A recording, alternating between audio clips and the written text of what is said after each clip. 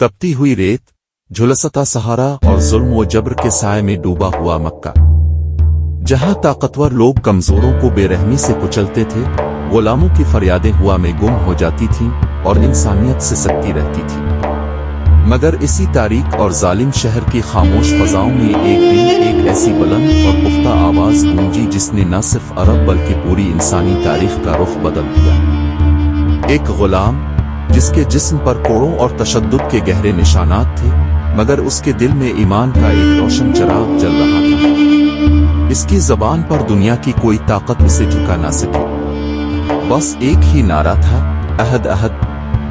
हर कोड़ा उसके बदन पर बरसता, मगर उसके यकीन को हिला ना सका। भारी भारी पत्थर उसके सीने पर रखे जाते, मगर उसका अज़्म न झुकता। वो तन्हा था, बेसहारा था, कोई खानदान, कोई औलाद, कोई ताकत नहीं थी, मगर रब अल आलमीन इसके साथ था।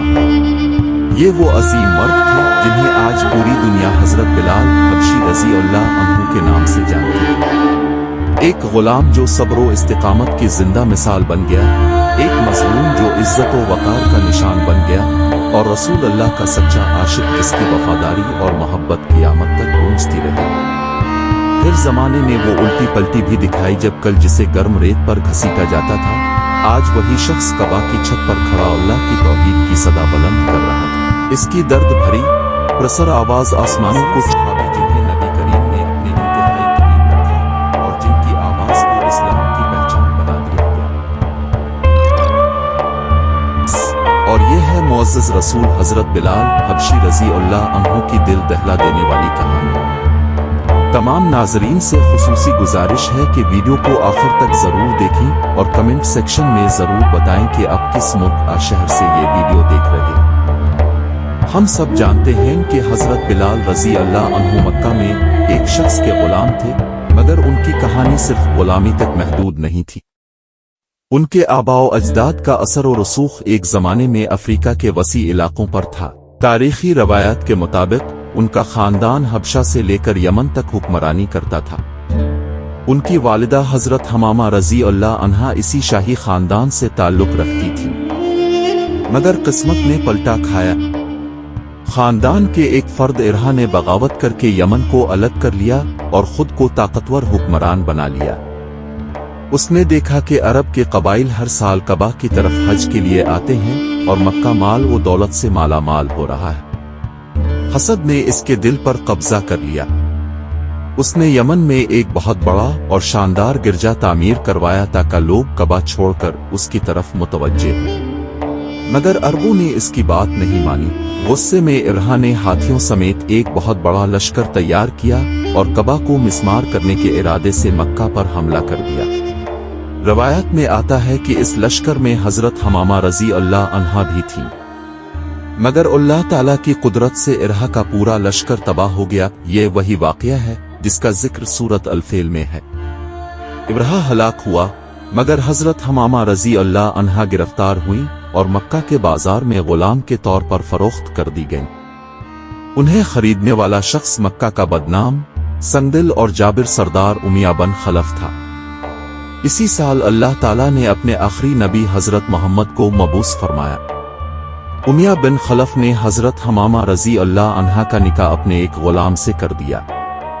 कुछ अरसे बाद हजरत बिलाल रज़ी अल्लाह अन्हु की पैदाइश हुई। इस दौर के जालिमाना कानून के मुताबिक गुलाम वालिदैन की औलाद भी गुलाम ही होती थी, इसलिए हजरत बिलाल भी गुलाम की हैसियत से बड़े। जाहिरी तौर पर उनकी जिंदगी दूसरे गुलामों जैसी थी, मगर अंदर से उनकी शख्सियत, किरदार, अदब और वक़ार बिल्कुल मुख्तलिफ था। उनकी वालिदा के शाही पस मंजर की वजह से उनकी तरबियत एक शहजादे की तरह हुई थी। जब हजरत बिलाल तकरीबन 30 साल के हुए तो मक्का में हजरत मोहम्मद पर पहली वही नाजिल हुई। अपने हिकमत व तदब्बुर से इस्लाम की दावत देना शुरू की। मक्का के सरदारों को ये बर्दाश्त न हुआ, वो आपके सख्त मुखालिफ बन गए। हजरत बिलाल रज़ी अल्लाह अन्हु के मालिक उमिया बिन खलफ भी मुखालफत में पेश था, मगर हजरत बिलाल खामोशी से सब सुनते और दिल ही दिल में सोचते कि मोहम्मद जो कुछ फरमा रहे हैं वो हक है। आहिस्ता आहिस्ता उनके दिल में रसूल अल्लाह की मोहब्बत गहरी होती चली गई। जब मुसलमानों की तादाद बढ़ने लगी तो मक्का के सरदारों ने गरीब, गुलाम और कमजोर मुसलमानों पर शदीद जुल्म और सितम शुरू कर दिया। एक दिन किसी ने उमिया से तंज किया कि तुम्हारा गुलाम बिलाल भी मोहम्मद पर ईमान ला चुका है। ये सुनकर उमिया पागल हो गया। उसने हजरत बिलाल रजी अल्लाह अन्हु को गिरफ्तार कर लिया और बेमिसाल तशद्दुद शुरू कर दिया।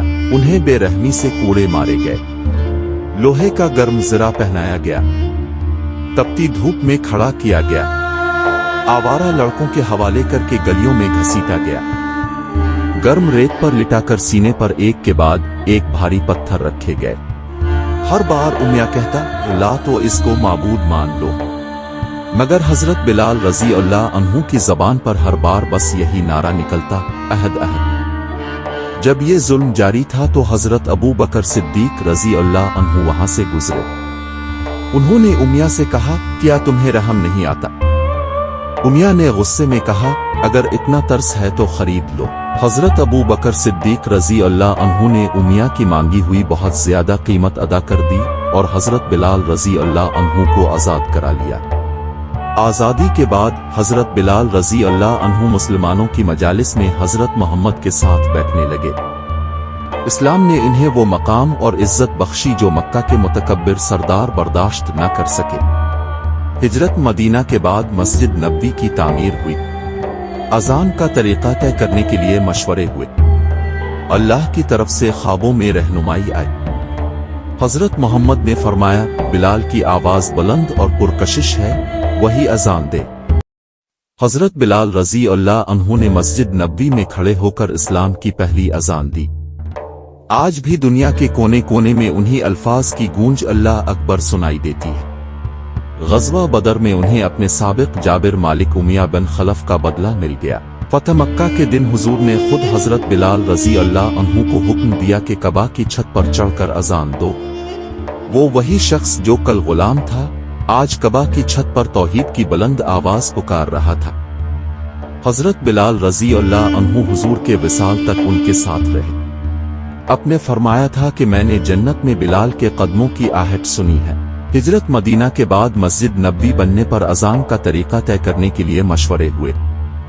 ख्वाबों की रहनुमाई से फैसला हुआ कि हजरत बिलाल रजी अल्लाह अन्हु ही अजान दे, क्योंकि उनकी आवाज बुलंद और पुरकशिश थी।